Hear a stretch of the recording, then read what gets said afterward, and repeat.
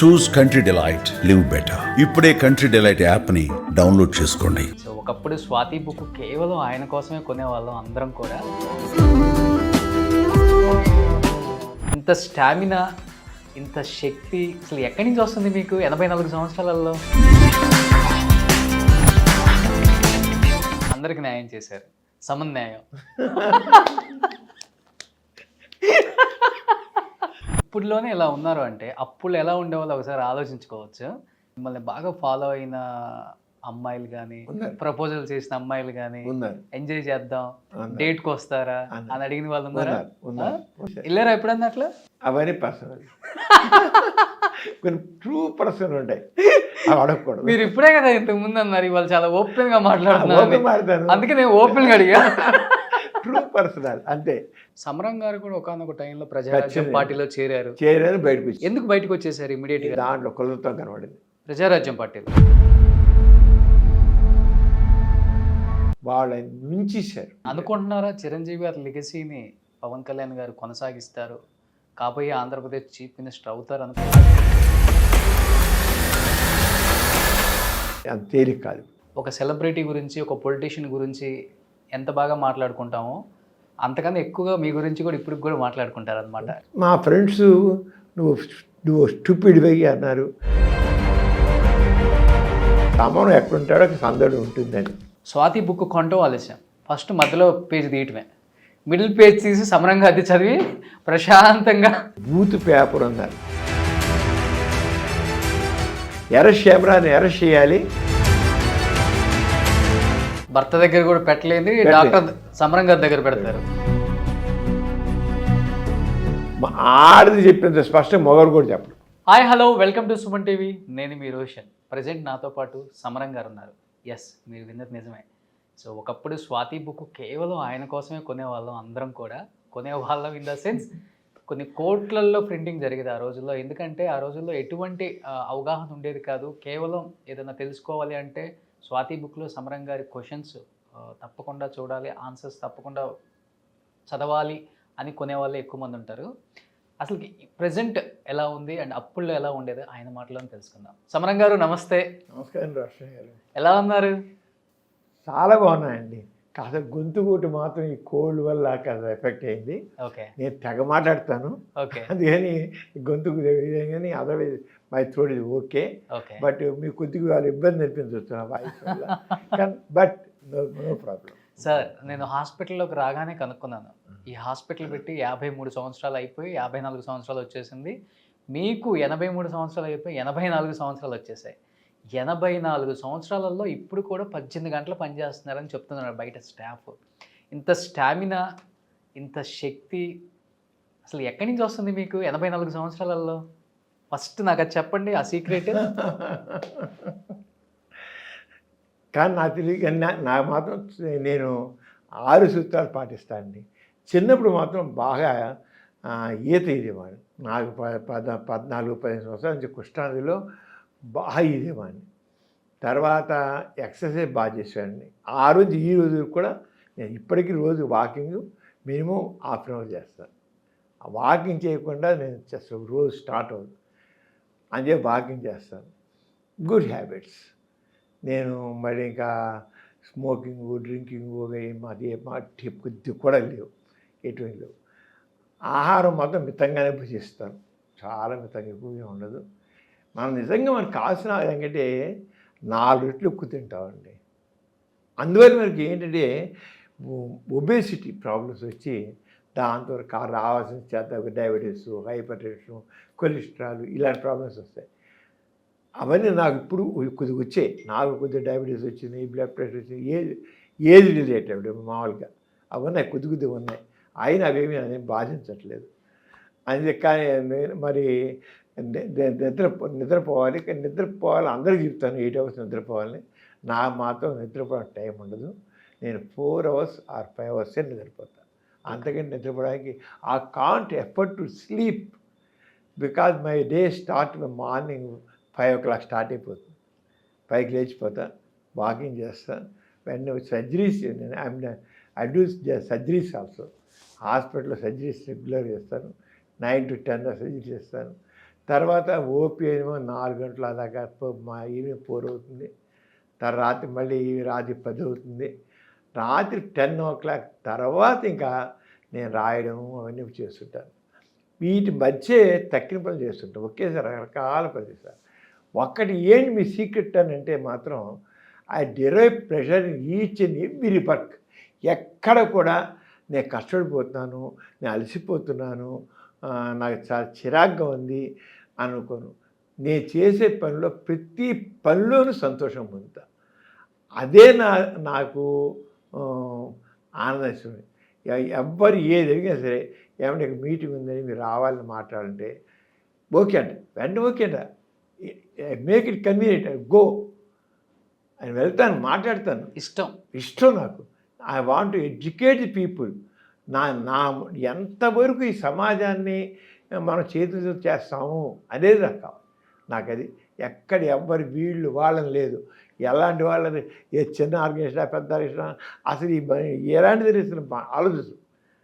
రండి మాట్లాడంటే వెళ్తాను.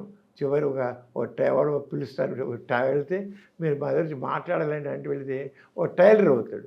ఒక చిన్న అరుగు ఉంటుంది, అరుగు మీద నేను వెళ్తే ఒక 10 మంది కూర్చోబెడతాడు, మాట్లాడతాడు దగ్గర. అలా ఇంకొక ఎవరో పిలుస్తారు. ఆ చివరకు నేను గేదెల పాకల్లో కూడా నేను చెప్పాను. అలా ఒక టీ స్టాల్ ఉంటాడు, వెళ్ళిపోతా. నేను సాధించను, అరే ఇచ్చి ఇంత చిన్నదానికి వెళ్ళానేంటి అని నేను అనిపించు. ఆ డిరైవ్ ప్రెషర్ నేను చేసే పనుల్లో వారు నాకేంటే ఎదుటి వారికి ఆనందం ఇవ్వడంలో నేను ఆనందం పొందుతాను. అది నా బదిలించి నా సైక్. అది ఒక టైం వచ్చేసరికి ఎంత ఏ ఫీల్డ్లో ఉన్నోళ్ళైనా సరే కొంత మానుకుంటారు అనమాట. ఏజ్ పెరుగుతుంది, ఎందుకు ప్రెజర్ తీసుకోవటం, స్ట్రెస్ అవసరమా. డాక్టర్స్ చాలామంది ఒక 60 దాటితేనే ఎక్కువగా డ్యూటీ డాక్టర్స్ ఉంటారు, వాళ్ళు ఇంపార్టెంట్ కేసులు మాత్రమే చూస్తారు.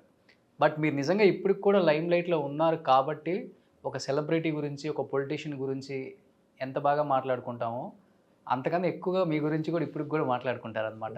ఎస్పెషల్లీ దానికి సంబంధించిన నేను చెప్పాలంటే నాకు ఛాలెంజ్ ఎక్కడ వచ్చిందంటే కరోనా టైంలో హాస్పిటల్స్ అన్నీ క్లోజ్ చేశారు. నేను మా హాస్పిటల్ క్లోజ్ చేయలే. కరోనా టైంలో కేసుకి డాక్టర్లు 4 లక్షలు, 5 లక్షలు, 10 లక్షలు కూడా పుచ్చుకున్నారు. నేను ₹1 కూడా పుచ్చుకోకుండా నేను కరోనా కేసులు ట్రీట్ చేశాను. అంటే హోమ్ మేనేజ్మెంట్ అంటే మనం ఉండి చేసే ఇంటర్వ్యూ చేసే కేసులు అన్నీ కూడా వెళ్ళాను. అవసరం హాస్పిటల్స్ చాలా ఏమిటి చేశాను. రోజుకి కనీసం 70-80 కేసులు పాజిటివ్ కోవిడ్ కేసెస్ అవి attended. I freely done the care. అలా మొత్తం అన్నమాట. మా ఫ్రెండ్స్ నువ్వు స్టూపిడ్ వెయ్యి అన్నారు. వెల్ విషెస్ ఏమో నువ్వు వద్దు, నీ వయసు ఆలోచించుకో వద్దన్నారు. నన్ను ఆపేమని నేను ఆపల. నేను అలాగే వలస కార్మికులు వెళ్ళాను, వాళ్ళే చూసి అందరూ వాళ్ళని మొదలుచాను. నేను రెడ్ క్రాస్కి డిస్ట్రిక్ట్ ఉన్నా. మేమేం చేసాం, మెడిసిన్ కిట్ తయారు చేసాం. మెడిసిన్ కిట్ చేసి ఆ medicine kit 1,50,000 kits I given to freely. అంటే ఫండ్స్ ఇచ్చారు కూడా తయారు చేసిన ఇలా అందరూ ఇచ్చారు ఫండ్స్. మందు అయితే ఒక కిట్ కాస్ట్ ₹1,200 అయింది. మందుల కిట్టు ₹1,200 అయిపోయినాయి. వాళ్ళందరు ఫోన్ నెంబర్లు తీసుకున్నాం, అందరు ఫాలోఅప్ ఎలా చేసేటని. 98% ఆ మందులతో సరిపోయింది. ఒక 2% వాళ్ళు వేరే ఇంకా త్వరగా అడ్మిట్ అవ్వడం. నేను ఆల్మోస్ట్ అందరికీ ఫోన్ చేసి కనుక్కోవడం, ఫాలోఅప్ చేశాను. నాకు మాత్రం లైఫ్ ఎంతంటే గవర్నమెంట్ హాస్పిటల్ వెళ్ళిపోయేవాడిని. ఆ గవర్నమెంట్ హాస్పిటల్లో వాళ్ళందరికీ పాపం అంబులెన్సుల్లో ఆక్సిజన్ ఎలా కూర్చొని పక్కన వచ్చిన వాళ్ళు వాళ్ళందరికీ తీసుకుని ఫుడ్ సప్లై చేసేవాడిని, వాటర్ సప్లై చేశాను. వాళ్ళ మధ్య వెళ్ళిపోయేవాడిని. వెళ్ళిపోతే మాతో ఉన్న వాలంటీర్స్ ఏంటండి త్రాసుపాముల మధ్యకి వెళ్ళిపోతున్నారు, త్రాసుపాములు అండి కరోనా కేసులు అంటాను, అలా వెళ్ళిపోతానన్నారు. నేను ఒక్కడే ఒకటి అనుకున్నానండి. ఒక యుద్ధం జరుగుతుంది, పాకిస్తాన్కి ఇండియాకి అనుకున్నాం. బాగా జరుగుతుంటే ఒక సైనికుడు నాకు వచ్చి తుపాకులు తగిలితే వెనక్కి తగ్గితే వాడు సైనికుడు ఎందుకు అవుతాడు? అవడు. అలాగే డాక్టర్ నేను ఇన్ఫెక్టివ్ కేసెస్ ఉన్నప్పుడు నేను ట్రీట్ చేయకపోయినట్లయితే నేను డాక్టర్ ఎందుకు పంపించుకుంటాను? నేను చివరికి నిర్ణయించుకున్నాను, నేను ఒకవేళ చనిపోయినా సరే హ్యాపీగా పోతా. కరోనా ఒక ట్రీట్మెంట్ చేస్తూ, నా కరోనా వాళ్ళకి ట్రీట్ చేస్తూ ఒక డాక్టర్గా నా ప్రాణాలు పెంచే సంతోషంగా పోదాం. ఎందుకంటే మా డాక్టర్లు చాలామంది చనిపోయారు. నిజంగా వండర్ఫుల్గా నర్సులు కానివ్వండి, డాక్టర్స్ కానివ్వండి. మా ఐఎంఏలో అయితే దాదాపు ఒక 1400 మంది పైగా డాక్టర్స్ పోయారు. మా విజయవాడలోనే పోయారు చాలామంది పోయారు డాక్టర్స్. వాళ్ళ ట్రీట్మెంట్ చేస్తున్నా చేయగలిగారని కరోనాతో పోయారు. అంచేత అందరూ మరి గవర్నమెంట్ హాస్పిటల్ చేశారు. అలాగే మా ఆంధ్రప్రదేశ్లో సచివాలయంలో నర్సింగ్ స్టాఫ్ ఎంత చేశారండి బాబు, నిజంగా వండర్ఫుల్. గ్రేట్. బట్ సమరం గారు, మీరు ఇన్ని ఇయర్స్ జర్నీలో మీ వృత్తి గురించి చాలా ఇంటర్వ్యూస్లో చెప్పుంటారు. బట్ ఈరోజు జాలీగా చేద్దాం, కొంత చదవండి తప్పకుండా ఫన్నీగా జాలీగా. అదే బాగుంటుంది మీలో ఉన్న హిలరియస్ కామెడీని అసలు అలా ఉండాలి. నేను ఎప్పుడు కూడా నాకు ఉంటుందండి. నేను చదువుకున్న రోజులు అన్నితో తగ్గించి ఈ రోజు వరకు సమరం ఎక్కడుంటాడో సందడి ఉంటుందని ఆ డైలాగ్ నాకు ఎప్పుడు వేస్తారు. నేను చక్కగా సరదాగా మాడతాను, చాలా జోకులు మాడతాను, జోకులు ఇస్తాను.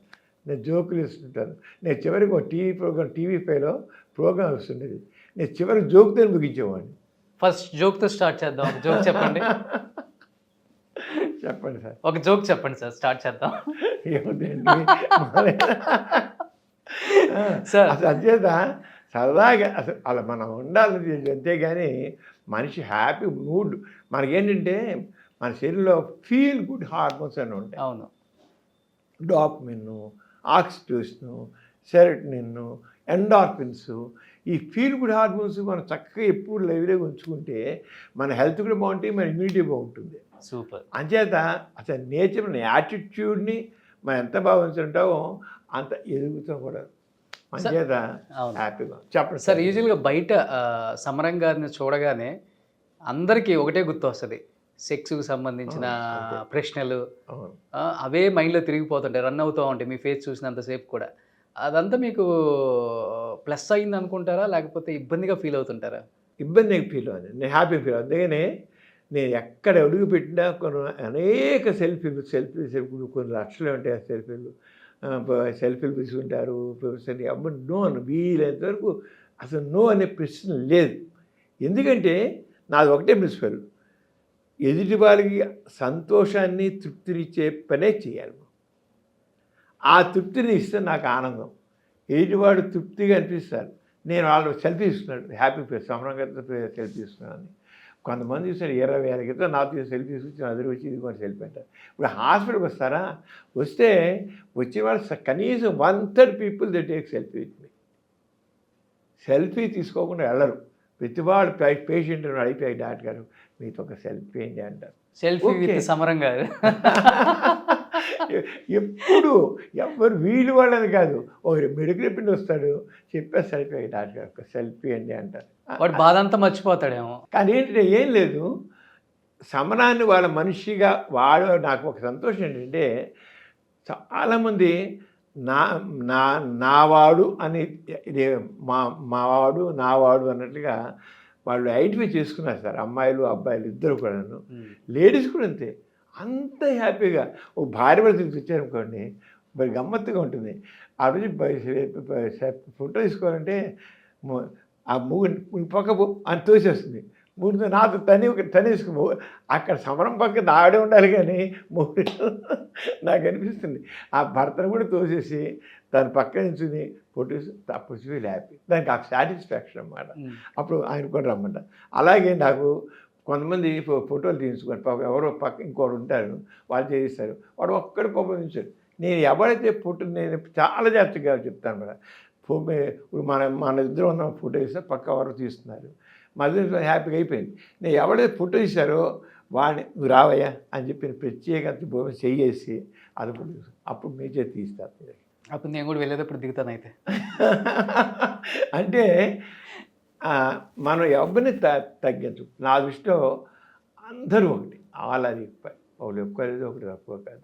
సార్, స్వాతి బుక్ కేవలం సమరం గారి క్వశ్చన్లు ఆన్సర్లు వినటానికే కొనేవాళ్ళు. ఆ రోజుల్లో కొన్ని లక్షలు ప్రింటింగ్ అయ్యేది. అసలు స్టాక్ రావటం ఆలస్యం, షాప్లోకి స్వాతి బుక్ కొనటం ఆలస్యం. ఫస్ట్ మధ్యలో పేజ్ తీయటమే, మిడిల్ పేజ్ తీసి సమరంగా అది చదివి ప్రశాంతంగా ఉండేది మనుషులు చాలామంది ఉన్నారు అప్పుడు. అవునండి. ఎలా అనిపించేది మీకు అప్పుడు అసలుకి? అసలు మొట్టమొదటి స్వాతి కంటే ముందు ఈనాడు ఉండేదండి. 1974లో ఈనాడులో మొదలెట్టారు. ఈనాడు పేపర్ మొదలెట్టారు 3వ రోజు నుంచి మొదలైంది అది. అప్పుడు రోజుల్లో దీని గురించి మాట్లాడేవాళ్ళు లేరు. అప్పుడు చాలా మాట్లాడడం కూడా మరి ఎందుకు జంకో ఏమో నాకు తెలియదు. అలాంటి రోజుల్లో ఈనాడులో వారం వారం రామోజీరావు అప్పుడు వేస్తుంటే చాలా రామోజీరావుకి ఇది బూత్ పేపర్ అన్నారు. బూత్ అనుకో నేను బాగా వేసేది రామోజీరావు అండి నిలబడింది నిజంగాను.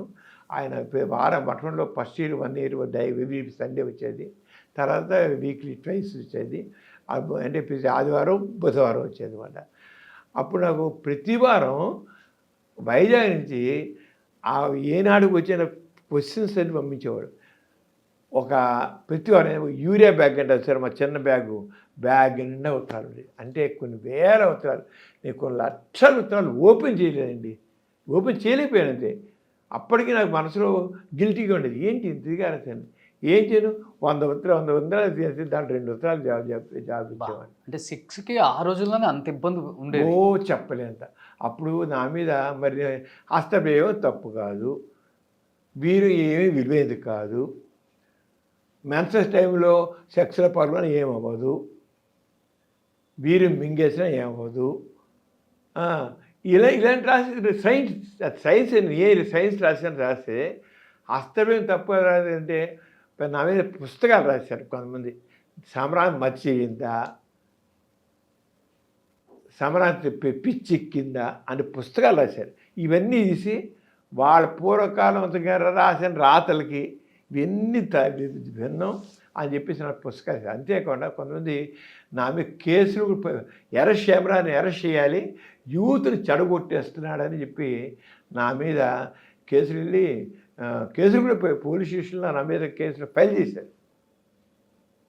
సమరం యూత్ని చెడగొట్టేస్తున్నాడు, సమాజం చెడగొట్టేస్తున్నాడు, అసలు నైతిక విలువలు పతనం అయిపోతాయి, ఫ్యామిలీ ప్లానింగ్ గురించి చెబుతుంటే ఇలా ఏం పర్వాలేదు, గర్భం నీకు నలతపివా ఇంటికి పిలిచేసుకో, పిలిచేసుకుంటే ఎందుకు నువ్వు కడుపు ఉంచుకుని నువ్వు బాధపడ్డాం కంటే పిలిచేసుకో, నువ్వు ప్రాబ్లం అవ్వకూడదు, ఇప్పుడు ఫ్యామిలీ ప్రాబ్లం కావాలి, నువ్వు నైతిక విలువలని నాశనం చేస్తున్నావు అని నా మీద.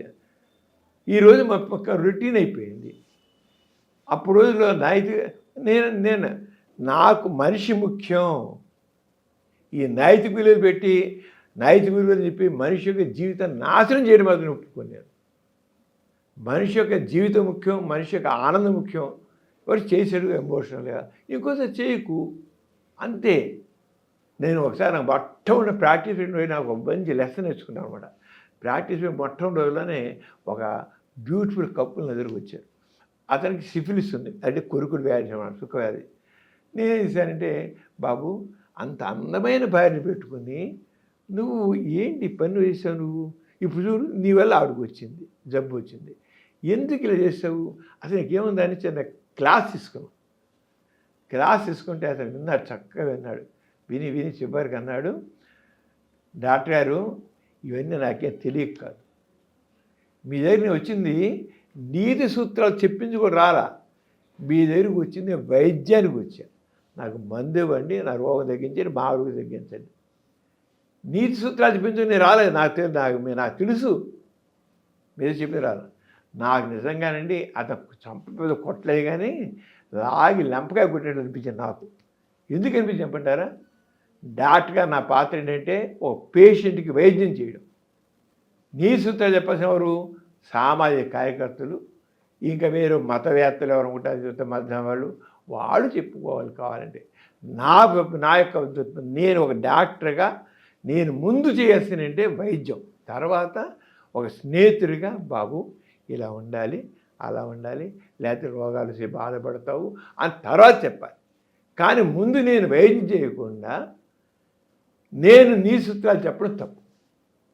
నేను ఫస్ట్ థింగ్ ఎవడేం చేశారు తప్పు, ఫస్ట్ థింగ్ అరే మనిషికి బలహీనత సహజం అండి, ప్రతివాడికి ఉంటాయి, నాకుంటాయి, మీకుంటే అనకూడదు, నేను మీకుంటాయి, ఎవరికైనా బలహీనతలు ఉంటాయి.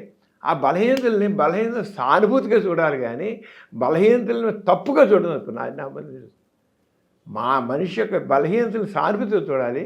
మనం ఒక స్నేహితుడిగా, ఒక ఫిలాసఫర్గా, ఒక గైడ్గా, ఒక డాక్టర్గా. డాక్టర్ అంటే ఫ్రెండ్, ఫిలాసఫర్, గైడ్. అంటే ఫస్ట్ థింగ్ డాక్టర్. ఆ డాక్టర్ రోల్ మర్చిపోయి తక్కినంత చేస్తే మాత్రం వేస్ట్. నేను డాక్టర్కి మాత్రం ఫస్ట్ టైం అంటే ప్లే మై రోల్. నేను మాత్రం డాక్టర్గా ఒక అమ్మాయి కడుపు రానివ్వండి, ఒక అబ్బాయికి రోగం రానివ్వండి, ఇంకోటి రానివ్వండి, ఫస్ట్ ట్రీట్ దెమ్. లేటర్ అంత అయిపోయాక నేను ఎలా ఉంటే బాగుంటుంది చెప్తాను. అంటే సమరం నైతిక విలువలు పతనం చేసేస్తున్నాడు. ఇప్పుడు కానీ వాళ్ళు ఉండొచ్చు. ఇప్పుడు మీ ఇంటర్వ్యూ అయిపోయాక సమరం మాట్లాడే రాంగ్ చాలా అవేర్నెస్ వచ్చింది. ఇప్పుడు సమరం చెప్పేది రాంగ్, మీరు అనవసరంగా ఇలా మీ ఛానల్ ఎంత చేశారు అని అంటారు. నో, డాక్టర్ని వాడు first treat the disease and at same time doctor కావాల్సింది హ్యుమానిటీ. ఆ మానవత్వం లేకపోతే మాత్రం నేను తప్పకుండా మానవత్వం కావాలి. మానవత్వం లేనిదే ఈరోజు వైద్యం వ్యాపారం అయిపోయింది, అవడానికి వీలు లేదు. వ్యాపారం చేయాలంటే అనేక వ్యాపారాలు ఉన్నాయి, దానికి వెళ్ళచ్చు. దీనికి రావద్దు. డబ్బులు సంపాదించాలనుకుంటే మాత్రం దీనికి రావద్దు. మంచిగా సంపాదించండి, మోసంగా సంపాదించండి. డబ్బులు ఎన్నో వ్యాపారాలు ఉన్నాయి, లాభాలు వచ్చే వ్యాపారాలు ఎన్నో ఉన్నాయి. వైద్యం మాత్రం సేవ కోసం, సర్వీస్ కోసం, మానవ సేవ చేయడం కోసం ఉంది, కానీ ఇంకోటి కాదు. ఇంకొకటి సార్, ఇప్పుడు సెక్స్కి సంబంధించి ఓపెన్ డిబేట్లు పెడుతున్నారు, అవగాహన ఎక్కువ తీసుకొస్తున్నారు చాలా చోట్ల. బట్ ఇంకా మన దగ్గర మటుకు సెక్స్ అనేది ఇంకా బూత్గానే చూస్తున్నారు. అవును, అదే పెద్ద సమస్య. దానికి కానండి మన కల్చర్ దోషాల్లో మారదు కదండి. కానీ ఒకటి మా చెబుతున్నానండి, పూర్వకాలం నేను సాతిలో మ్యాటర్ రాస్తుంటే రాష్ట్రంలో రోజుకి 600 నుంచి 1000 ఉత్తరాలు వచ్చేవి మీకు. రోజుకి 600 నుంచి 1000 ఉత్తరాలు, ఇంత కట్టొచ్చారు రోజు కార్డులు. ఇప్పుడు అసలు ఉత్తరాలు రావట్లేదు. తర్వాత మెయిల్స్ వచ్చిన తర్వాత మెయిల్స్ అనేవి రోజుకి 150, 200, 300 మెయిల్స్ వచ్చాయి. ఇవి అగుడలు. ఇప్పుడు మెయిల్ అనేది ఎప్పుడైనా వారానికి 2-3 మెయిల్స్ వస్తున్నాయి. ఇప్పుడు వాట్సాప్ వస్తుంది కదా సార్, వాట్సాప్ కొంచెం వస్తున్నాయి. వాట్సాప్లో బొమ్మలిసి పెట్టేస్తున్నారు. మీరు ఇచ్చిన మందు వర్కౌట్ అయింది.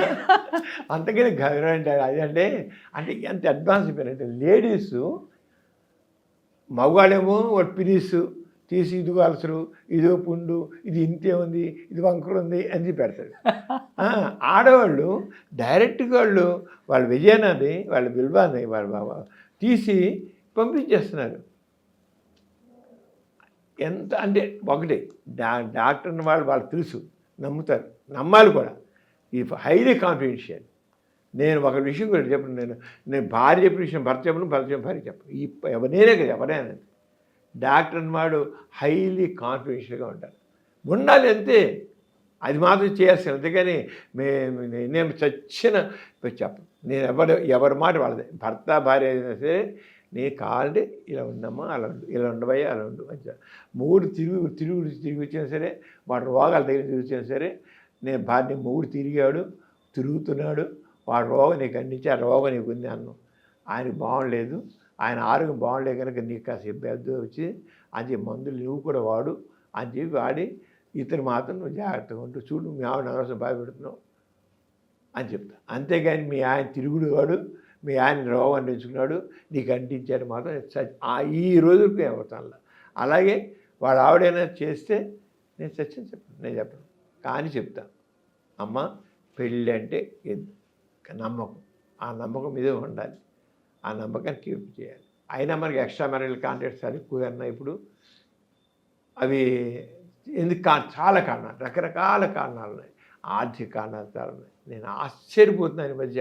కొంతమంది మా ఆయన పెద్ద సంపాదించడు, పిల్లలు పెద్దోళ్ళు అవుతున్నారు, సరిగ్గా బట్టలు కూడా లేకుండా ఉన్నాయి. వాళ్ళ కోసం అప్పుడప్పుడు నేను వెళ్తుంటానండి, జస్ట్ వెళ్తాను. వెళ్ళి ఈ రోగం వచ్చిందండి, లేదా ఇది ఏం చెప్తాను. ఎంత ఓపిక మాడతారంటే ప్యాంపు కొంతమంది. మరి ఇంకోటి లేదా సంపాదన మార్గం లేదా అంటే వాళ్ళకి అంతే చేస్తాను, నాకు అంతే చేస్తాను. నాన్న ఇదే నా మార్గం, ఇంకో మార్గం లేదా, ఎక్కడ చేయొచ్చు కదంటే లైక్ ఇలా చేత కాదు. వన్స్ ఇన్ వే, నెలకోసారి 2 సార్లు చేస్తాను అంటే ఎంతమంది అంటారు, కొద్దిమంది అంటారు. కానీ ఆర్థిక పరిస్థితులు ఎంతో ఉన్నాయి. అలాగే మొగుడు ఇంపార్టెంట్. వాడు ఎప్పుడో నెలకోసేసాడు. కోరిక అనేది దహించేస్తుంటుంది, చేస్తుంటారు. ఏం చేయాలి? చలం గుర్తుకొస్తాడు నాకు నిజంగా. మనం చలాన్ని అశ్లీలము, చలం నైతిక విలువను పతనం చేసి అంటారు, కానీ స్త్రీని చలం అర్థం చేసుకుంటే ఎవరు అర్థం చేసుకోలేదు. మనం అంటే చేతి పెట్టే మన పిల్లల్ని తిరగమని, లేదా మన మొగుళ్ళు తిరగమని చెప్తున్నాను కాదు నేను. కానీ ఆ స్వేచ్ఛ లేదు నీకు. అంటే ఒకసారి నువ్వు లేదు వదిలేసేమే, నువ్వు పడండి, అసలు నువ్వు ఇంకో తీసుకో, బాగా తీసుకో. స్వేచ్ఛ మాత్రం కావాలి. అంటే మీకు చాలా బాగా చెప్తుంటే చాలా తప్పుగా కనబడతాయి. కానీ ఆ సమస్య అదే ప్లేస్లో మనం ఉంటే ఆలోచించండి. ఎంపతి అంటాం, సింపతి, ఎంపతి. ఆ ఎంపతి కానీ చాలా మీకు చాలా ఇది అనిపించవచ్చు, కానీ కట్టుబడి ఉండాలి, తప్పని కట్టుబడి ఉండాలి. ఆ వివాహ బంధం అంటేనే కలిసి ఉన్నాం. లేదు ఒరే ఒంటరి బతుకు, లేకపోతే నువ్వు ఎవరితోనా మామూలు కలిసి ఉండు, కలిసి బతుకు. నువ్వు అంత దుర్మార్గుడిని ముగ్గురితో పడాల్సిన పనిలా, నీ బతుకు నాశనం పడలా. ఏంటి ఇలా మాట్లాడి నేను అనుకోవచ్చు. అది అనుభవించడం తెలుస్తుంది. కొంతమంది లేడీస్ నేను చూస్తున్నాను, అసలు ఏంటి పడుంటున్నారు, ఏడుస్తారండి బాబు. వాళ్ళ బతుకు సుఖం లేదు. వాళ్ళకి కొడతాడు, వాడు అవమానపరుస్తాడు, హీనంగా మాట్లాడాడు. ఎందుకు హీనంగా మాట్లాడండి అసలు? చాలా మీకు నచ్చపోవచ్చు విషయాలు, కానీ మీరు వాళ్ళ యాంగిల్లోంచి ఆలోచిస్తే మీకు ఇలా ఉంటే ఎక్కువ కేసెస్ అంటే లేడీస్ దగ్గర నుంచి ఎక్కువ ప్రాబ్లమ్స్ ఎక్కువ వినపడతాయి. జెంట్స్ దగ్గర నుంచి ఎక్కువ ఉంటాయి. జెంట్స్ ఎక్కువ ఉంటాయి, కానీ లేడీస్ ప్రాబ్లమ్స్ మాత్రం చాలా బాధాకరంగా ఉంటాయి. లేడీస్ యొక్క సైకలాజికల్గా ఉండే ప్రాబ్లమ్స్ బాగా ఉంటాయి. చాలా లేడీస్ వాళ్ళ వాళ్ళు నిజంగా అండి. నాకు మగవాడు వాడు ప్రాబ్లం రాస్తే ఒక కార్డు రాస్తాడు, ఒక కాగితం రాస్తాడు. ఆడది మొత్తం రాస్తే 10 పేజీలు రాస్తుంది. అంటే మనసు విప్పి మన ముందు పెట్టేసి భర్త దగ్గర కూడా పెట్టలేని డాక్టర్ సమరం గారి దగ్గర పెడతారు. మాట్లాడతారు. ఒక్కసారి నా దగ్గర వచ్చిందంటే ఆవిడ చెప్పాలనుకుంటే మాత్రం ఓపెన్ చెప్పేస్తుంది. ఆడది చెప్పినంత స్పష్టంగా మగవాడు కూడా చెప్పడు. మగవాడు దొరుకుతా ఎస్కేపిస్ట్, దాచుకుంటాడు మగవాడు. మగవాడు చాలా ఇది, వాడు లోపల ఈగో, నీ మేలు ఈగో ఉంటుంది మగవాడిలో. ఇక మీతో చాలా ఓపెన్గా మాట్లాడుతున్నా, మీరు అనుకోకండి. మాట్లాడండి సార్. మీరు మీ ఛానల్ ఇన్ని జనరేషన్స్ వచ్చినా కూడా ఓపెన్గా మాట్లాడకుండా, ఓపెన్ డిబేట్స్ జరగకుండా ఎందుకు ఇంకా మీ ఛానల్లో వేయాలి తీసేయండి, కానీ నేను ఓపెన్గా మాట్లాడతాను.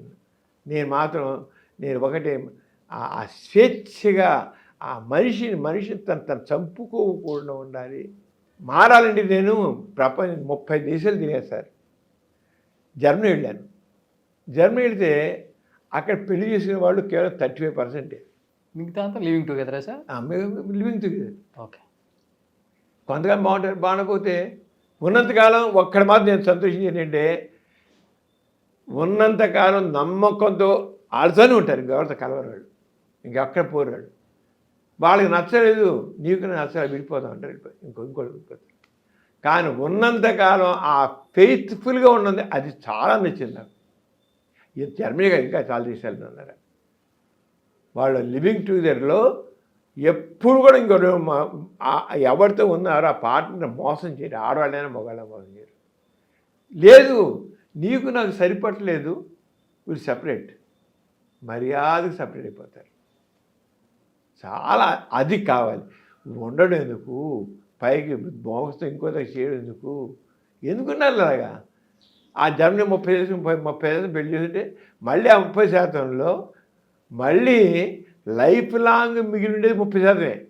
70% సపరేట్ అయిపోతారు. పెళ్లి చేసుకునేదే 30%, మళ్ళీ 70% మళ్ళీ వెళ్ళేస్తారు. సమరం గారు ఎంత ఓపెన్గా మాట్లాడతారు కదా, అదే ఓపెన్ అసలు మీరు తెరిచిన పుస్తకం అన్నమాట మీ జీవితం. ఇప్పుడులోనే ఇలా ఉన్నారు అంటే అప్పుడు ఎలా ఉండేవాళ్ళో ఒకసారి ఆలోచించుకోవచ్చు. బాగా మిమ్మల్ని బాగా ఫాలో అయిన అమ్మాయిలు గానీ, ఉన్నారు. ప్రపోజల్ చేసిన అమ్మాయిలు గానీ, ఉన్నారు. ఎంజాయ్ చేద్దాం, ఉన్నారు. డేట్‌కొస్తారా అన్నారు. అని అడిగిన వాళ్ళు ఉన్నారా? ఉన్నారు. ఉన్నారు. వేల కొద్దా? వేల కొద్ది అనగా చాలా ఉన్నారు. హ్మ్. Okay sir. ఎళ్లారా ఎప్పుడన్నా అట్లా? ఎళ్లారా? అవన్నీ పర్సనల్. కొన్ని ట్రూ పర్సన్ ఉంటాయి, అవి అడగకూడదు. మీరు ఇప్పుడే కదా ఇంతకు ముందు అన్నారు ఇవాళ చాలా ఓపెన్ గా మాట్లాడుతున్నారు. ఓపెన్ మాట్లాడతాను. అందుకే నేను ఓపెన్ గా అడిగా.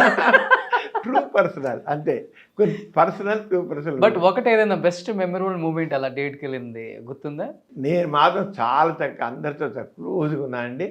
చాలా క్లోజ్ మాత్రం. ఎందుకంటే నేను చదువుకున్న రోజుల నుంచి అందరూ సమ్ ఐ డోంట్ నో. నేను పెద్ద అందగానే కాదు, మామూలు ఆర్డినరీ పర్సన్ కానీ నా గర్ల్ ఫ్రెండ్స్ చాలా మంది ఉన్నారు. పిచ్చిగా girl friends like me very much. Okay. They believe me, they love me, they adore me. నేను ఎప్పుడు ఎవరిని అందరికి న్యాయం చేశారు, సమన్యాయం.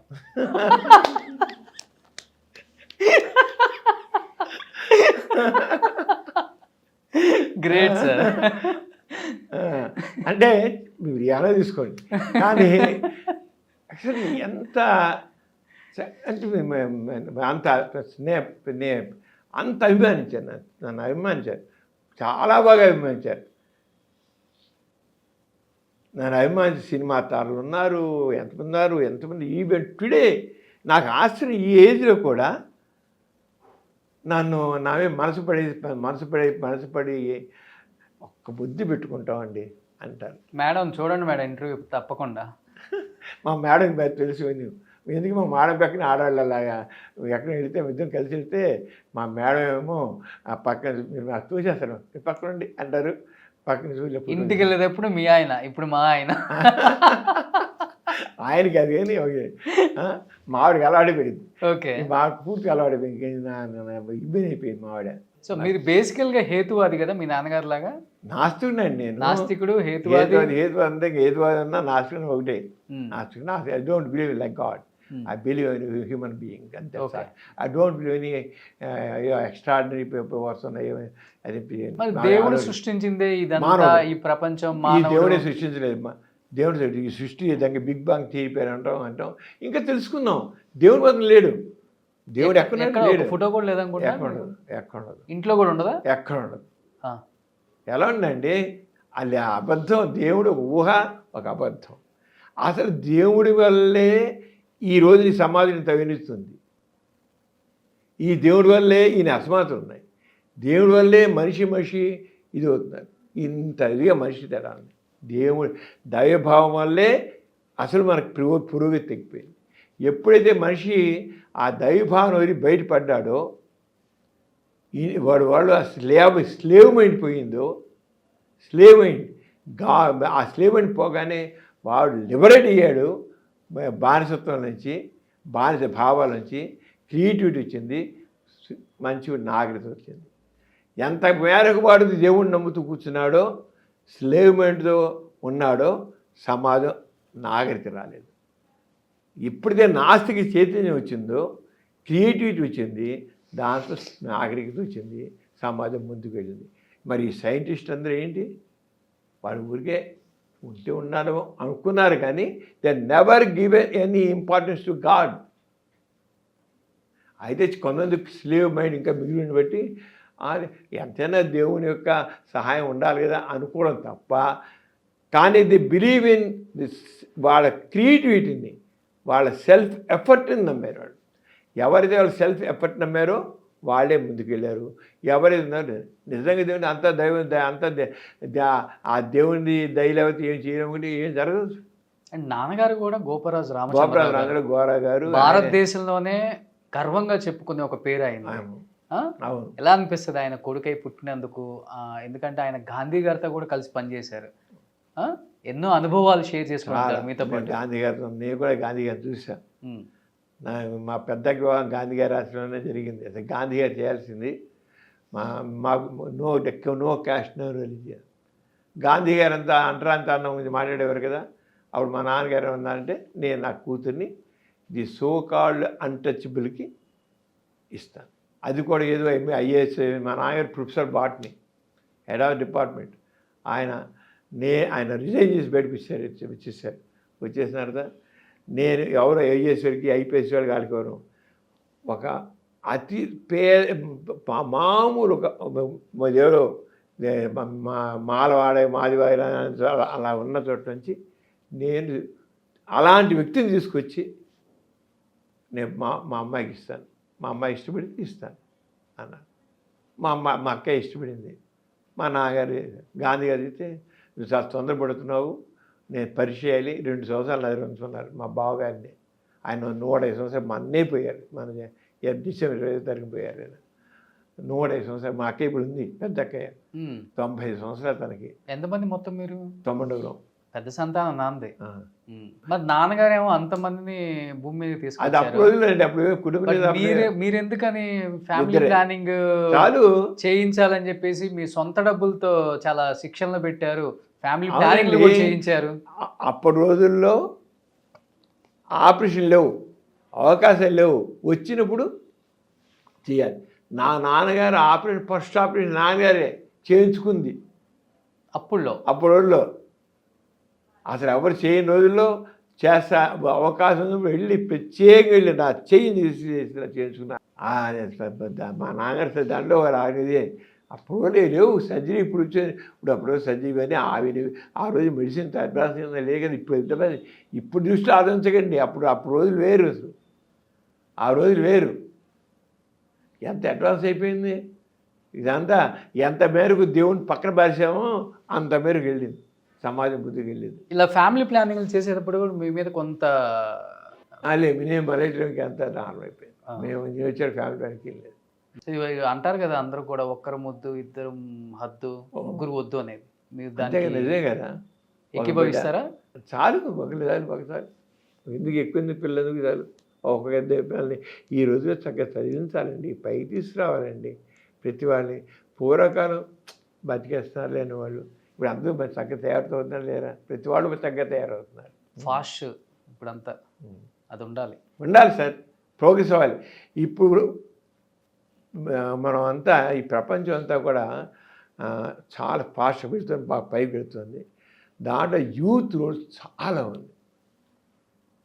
యూత్లో ఇన్నోవేటివ్ ఐడియాస్ ఉన్నాయి, క్యాపబిలిటీస్ చాలా ఉన్నాయి. ఇప్పుడు పూర్వకాలం ఇన్ని అవకాశాలు లేవు కనుక వాళ్ళ కెపాసిటీ బయటపడాలి. ఇన్నోవేటివ్ ఐడియాస్ కూడా వాళ్ళకి అవకాశాలు. ఇన్నోవేటివ్ ఆ అట్మాస్ఫియర్ కావాలి వాళ్ళకి. ఇన్నోవేటివ్ అంచేత డాషింగ్ నేచర్, డేరింగ్ నేచర్ వచ్చింది.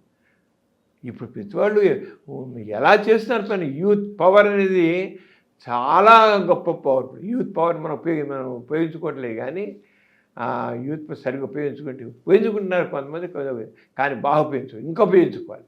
ఉపయోగించుకుని మాత్రం ఈ ప్రపంచం మారిపోతుంది, చక్కగా మారిపోతుంది, మంచిగా మారిపోతుంది. సరే డైరెక్ట్ ఈ పొలిటీషియన్స్ అండి చెరగొట్టేదంతాను. పొలిటీషియన్సే మొత్తాన్ని అసలు మొత్తం అంతా వాళ్ళ స్వార్థం కోసం కులాలను పెంచుతున్నారు, మత మౌఢ్యాన్ని పెంచుతున్నారు, మతత్వాన్ని పెంచుతున్నారు, కులతత్వాన్ని పెంచుతున్నారు. కులాల మనుషుల మధ్య లేనిపోయినని తెచ్చిపెడుతున్నారు. ఒక పక్క సెక్యులర్ స్టేట్ మంది, మత ప్రమేయం లేని రాజ్యాంగం మంది. అలాంటి చోట మత ప్రమేయం లేని పక్కన పెట్టి చివరికి సెక్యులర్ వడే తీయాలంత పరిస్థితుల్లో మనకి వెళ్తుంది. ఒక మతత్వాన్ని, కులతత్వాన్ని, విచ్ఛిన్న ధోరణిని, వీటన్నిటికీ ఈ పొలిటికల్ పార్టీస్ కారణం. ఇప్పుడు యూతే నా దృష్టికి వీళ్ళ ఆటలు సాగవండి. పొలిటికల్ పార్టీస్ కారణం అంటున్నారు. సమరం గారు కూడా ఒకనొక టైంలో ప్రజారాజ్యం పార్టీలో చేరారు. బయటకు వచ్చి ఎందుకు బయటకు వచ్చేసారు? ఎందుకు బయటకు వచ్చారంటే ఆ చివరికి దాంట్లో కులతత్వం కనబడింది ప్రజారాజ్యం పార్టీలో. ఒక కుల ఆధిపత్యంలాగా ఎవరి దగ్గర కనిపించింది అంటారు? చిరంజీవి గారిలో కనబడాలి. చిరంజీవి గారు very nice person, I like him very much. దాంట్లో అందరు దూరిపోయారు, అందరు రకరకాల మనుషులు దూరిపోయి చిరంజీవి గారు ఏ మంచి ఉద్దేశంతో ప్రజారాజ్యం పార్టీ స్థాపించి ఆయన ఆ ప్రజారాజ్యం పార్టీ పెట్టమని చెప్పిన వాళ్ళు నేను ఒకటి బాగా ప్రోత్సహించాను. చిరంజీవి గారు very close to him. I know him very close. ఆయన చాలా మంచి మనిషి అండి. Even now is heart very nice. Chiranjeevi గారి మనసు మాత్రం వెన్నలాంటిది, చాలా మంచి మనిషి. ఆయన నాతో నేను ఒక్క ఇంత కూడా అనలేను నేను. చాలా మంచి మనిషి చిరంజీవి గారు. పవన్ కళ్యాణ్ గారు కూడా కొంత భావాలతో వస్తున్నారు. కొద్దిగా మెచ్యూరిటీ రావాలి పవన్ కళ్యాణ్ గారిలో. ఆయనలో కూడా కొంత ఆవేదన ఉంది, ఆవేశం ఉంది. ఆవేదనలో అనేది ఆవేదన ఉంది. ఆయన కొద్దిగా మెచ్యూరిటీ వస్తే పవన్ కళ్యాణ్లో ఇంకా బాగుంటుంది. చిరంజీవి గారిలో మొదటి నుంచి మాత్రం చక్కని ఆయన ఒక బ్యాలెన్స్డ్ మైండ్. కానీ ఏంటంటే పక్కన వాళ్ళందరూ ఆయనకి ఏంటి చాలా మెతక మనిషి. ఆ మెతక మనిషి ఈనాటి రాజకీయ నాయకులు ఉన్నారే, వీళ్ళకి పాపం ఆయన తట్టుకోలేకపోయాడు. వాళ్ళు ఆయన మించేశారు. నేను అందుకే చిరంజీవిని హైజాక్ చేశారని చెప్పాను. చిరంజీవి గారి మంచితనాన్ని, చిరంజీవి గారి వ్యక్తిత్వాన్ని వాళ్ళు హైజాక్ చేశారు. చిరంజీవి గారు ఇంకొద్దిగా ఆయన మంచితనాన్ని ఇంకొద్దిగా ఎంచుకుంటే ఆయన ఉండగలిగి ఉంటే నిలబడి ఇవ్వలేదండి. నిలబడి ఉండగలిగి ఉంటే ఆంధ్ర రాజకీయాలు బాగుండే, తప్పకుండా బాగుండే, చాలా బాగుండే. చాలా మంచి మనిషి అండి చిరంజీవి గారు. ఇప్పుడు టచ్లో ఉంటారా సార్? ఈ మధ్య కలలేదు, మధ్య కొంతకాలం కింద కలిసాను. అప్పుడు ఆయనకి దానికి అవకాశం రాలేదు, అవసరం రాలేదు, అవకాశం రాలేదు. అనుకుంటున్నారా చిరంజీవి గారి లెగసీని పవన్ కళ్యాణ్ గారు కొనసాగిస్తారు, కాబోయే ఆంధ్రప్రదేశ్ చీఫ్ మినిస్టర్ అవుతారు అనుకుంటున్నారు? అది అనుకోవట్లేదండి. అంత తేలిక కాదు. ఎందుకంటే జగన్మోహన్ రెడ్డి గారు ఈయన్ని తక్కువ అంచనా వేయకూడదు. ఆయన అంటే ఒక రకంగా చెప్పండి, జగన్మోహన్ రెడ్డి గారు సీఎం అని అన్నకంటే బెస్ట్ సీఈఓ, బెస్ట్ అడ్మినిస్ట్రేటర్. ఆయన ఏంటంటే ఆయన అనుకుని జరగాలంటే ఈ మంత్రులు ఇప్పుడున్న ఎమ్మెల్యేలు కానీ మినిస్టర్స్ కానీ వీళ్ళందరూ ఈ పూర్వకాలం పొలిటికల్ యాటిట్యూడ్ ఉంటే, ఈ అధికారాలు చెలాయిస్తూ ఉంటే ఇది అనుకుని జరగదు. పూర్వకాలం ఎమ్మెల్యే వెళ్ళిపోయి కలెక్టర్ మీద ఇచ్చేయి అచ్చేయి అని ఆర్డర్ వేసేవాడు. ఆయన ప్రకారంగా వీళ్ళకే చేయి, ఆడకొద్దు వీళ్ళకొద్దు అని చెప్పేవాడు. ఒక ఎమ్మెల్యేయో ఎంపీయో మినిస్టరో చేస్తే కలెక్టర్ వేసేవాడు, ఊరుకునేవాడు. ఇప్పుడు అలా కాదు. ఇప్పుడు ఈ ఎమ్మెల్యేలు ఎంపీలు మినిస్టర్ల ఆటలు కలెక్టర్లు సాగం. డైరెక్ట్గా సీఎం ఏం చెప్తాడో, సీఎం వాళ్ళ వీడియో కాన్ఫరెన్స్ ఏం చెప్తాడో అది కలెక్ట్ చేయాలి. ఒక ఆయన పెద్ద ఆఫీస్ మేనేజ్మెంట్ లాగా చేస్తున్నాడు. ఇది ఎంతవరకు కరెక్టు అనేదంటే మన భవిష్యత్తు చెప్పాలి. కానీ ఒకటి ప్రజాస్వామికంలో మాత్రం తప్పకుండా ప్రజావాక్యానికి ఉండాలి, విలువ ఉండాలి. మినిస్టర్స్ కానీ ఎమ్మెల్యేలు కానీ ఎంపీలు కానీ మినిస్టర్స్ కానీ ఉండి తీరాలి. ఎందుకంటే by the people, of the people, for the people కదా. అంచేత తప్పకుండా ఉండాలి. ఉండాలి కానీ ఇప్పుడు జగన్మోహన్ రెడ్డి గారు అనుకుని సాధించడం కోసం అని ఆయన ఒక సీఈఓ లాగా చేసే పని అనుకుని సాధించడానికి చేస్తున్నాడు. ఆయన ఎన్నో ఆరోపణలు ఉన్నాయి, మనకు తెలియదు. అనడానికి ఎన్నో ఆరోపణలు ఉంటాయి, అవి ఎంత నాకు తెలియదు, నేను చెప్పలేము కూడా. మనం ఆయన ఇప్పుడు తీసుకుంది ఫ్యామిలీ ఫిజిషియన్ రోల్ చాలా బాగుంది. సచివాలయాలు వండర్ఫుల్, అన్నీ కూడా పక్కా ప్లానింగ్తో వెళుతున్నాయి, అది మాత్రం చేస్తుంది. అయితే డెమోక్రటిక్గా వెళ్తున్నాయా ప్రజల ఎమ్మెల్యేలు ఎంపీలు మినిస్టర్స్ వాక్ ఉందా లేదా, వాళ్ళ రోల్ ఏది అంటే వాళ్ళ రోల్ లేదు, చాలా మినిమల్. కానీ ప్రజాస్వామ్యంలో వాళ్ళ రోల్ ఉండాలి, వాళ్ళ మాట విలువ ఉండాలి. ఈ మాట బహుశా మరి ఏమైనా మార్చుకుంటారో అది వాళ్ళ రోల్. అంటే ముందు వీళ్ళు సరిగా ఉండాలి కదండి. నేను చెప్పేదంటే ఎమ్మెల్యేలు వాళ్ళు పొలిటికల్గా ప్లే చేయకూడదు. ప్రజలతో ప్లే చేయండి, సరిగ్గా చేయమనండి ఎమ్మెల్యేలని, ఎంపీలని, మినిస్టర్స్ని. పొలిటికల్ ప్లే చేస్తారు చేయబట్టే జగన్మోహన్ రెడ్డి గారు ఏం చేశారు, నా ఉద్దేశం ఎందుకు సీఈఓగా మారారంటే ఈ ఎమ్మెల్యేలు ఎంపీలు మినిస్టర్లు పొలిటికల్గా ఉండి వాళ్ళ స్వార్థంతో ఉంటే ఆయన అనుకుంది అవ్వదు కనుక వీళ్ళు కొద్దిగా అలా తక్కువగా ఉంచారు. ఇన్ని పేరు ప్రఖ్యాతులు వచ్చినా కానీ మీరు ఎందుకని సార్ ప్రజా ప్రతినిధిగా నిలబడకుండా ఉన్నారు అంటే ఏదైనా బలమైన కారణం ఉందా? నాకు ఇప్పుడు నన్ను ఎందుకంటే మీరు నిలబడితే చాలు ఓట్లు వేసే వాళ్ళు ఉంటారు కానీ కోకొల్లలుగా ఉంటారు అన్ని నియోజకవర్గాలు. నేను ఎమ్మెల్సీగా కంటెస్ట్ చేశాను సార్. కంటెస్ట్ చేసి 40 మంది నిల్చున్నారు. గ్రాడ్యుయేట్ కాన్స్టిట్యూన్సీలో నిల్చున్నాను నేను. నిల్చుంటే 40 మంది ఉన్నారు. దాంట్లో ఒక పెద్ద ఆయన, చాలా డబ్బునైనా, ఎడ్యుకేషన్ ఇన్స్టిట్యూషన్స్ బాగా ఉన్నాయి ఆయనకి.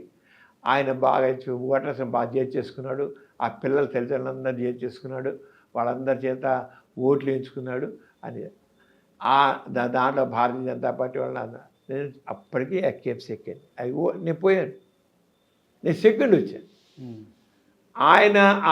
ఆయన కాకుండా ఉన్నట్లయితే నేను నెగ్గుండేవాడిని.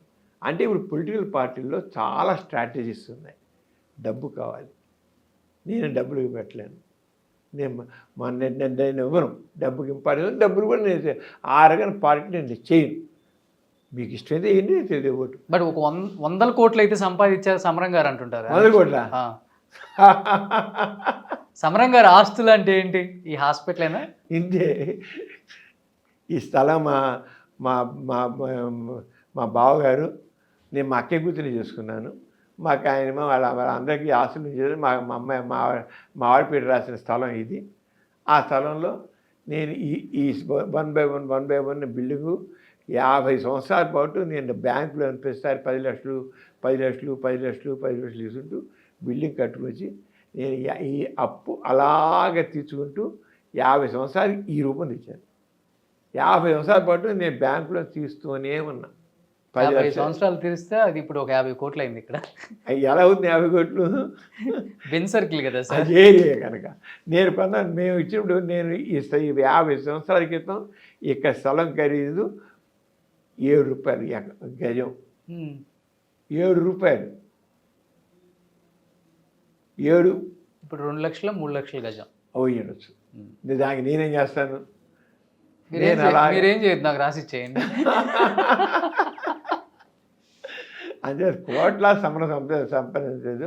ఒకటి మా చెబుతాను, కోట్ల ఆస్తికి మించిన అభిమానాన్ని మాత్రం సంపాదించాను. Definitely sir. కొన్ని కోట్ల మందికి సమరం గారు తెలుసు. ఎక్కడికి వెళ్ళినా మన జైలు కూడా, జిల్లా జైలు కూడా నేను విజిట్ అనుకుంటాను. అక్కడ కూడా ప్రాబ్లమ్స్కి వచ్చి అడుగుతారా సరే? అక్కడ వెళ్ళి చూస్తాను, మాట్లాడతాను. మన గాంధీ వర్ధంతిప్పుడు వెళ్ళాను. వెళ్ళగానే అక్కడ ఆయన సూపరింటెండెంట్ గారు అడిగారు, నాకు సమరం గారు మీకు ఎంతమంది తెలుసు అన్నారు.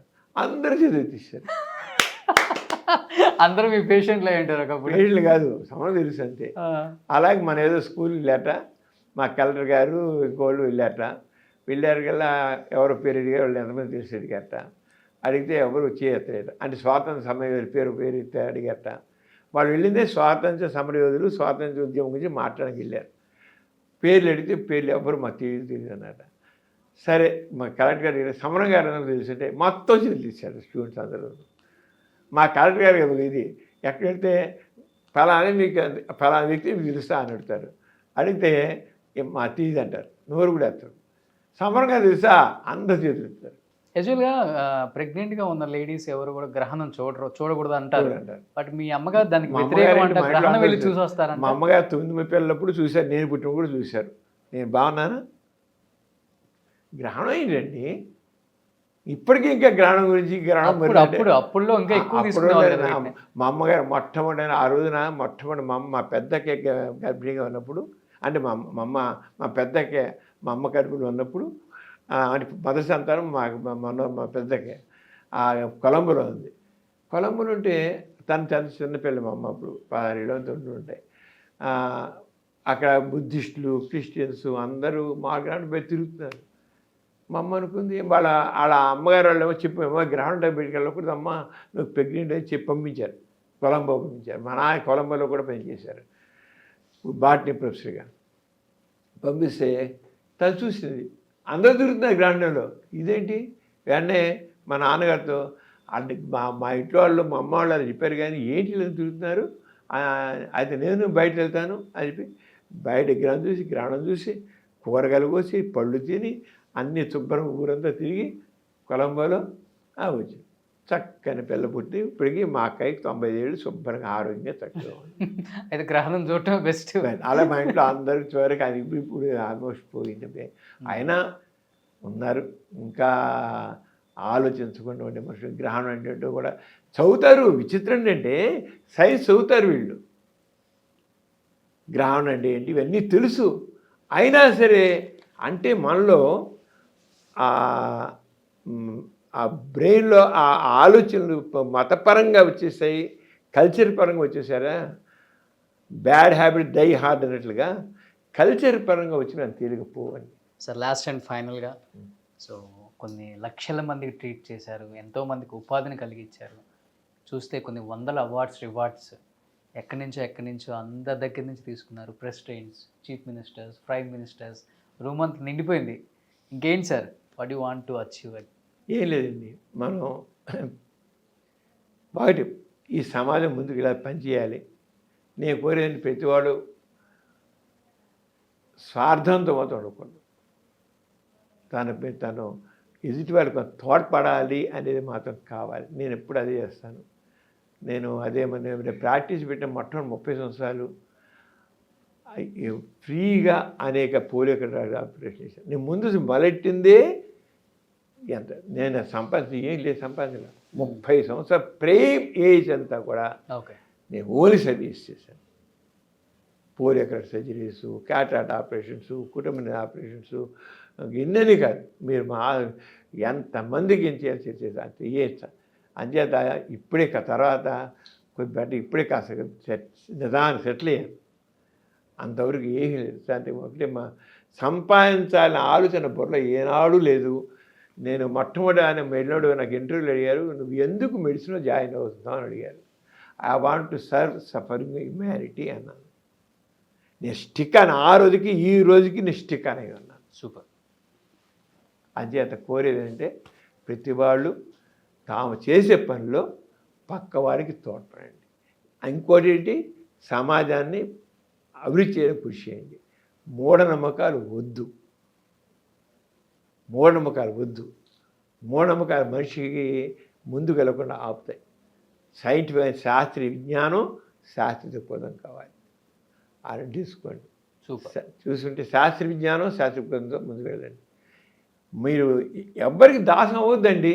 నేను చెప్తున్నాను, అసలు ఏ కులస్తుడు కూడా ఎవరైతే దళితులు అనుకుంటారో ఆ దళితుడు కూడా నేను దళితుడిని, నేను ఫలానా కులస్తుని అనుకోవద్దు.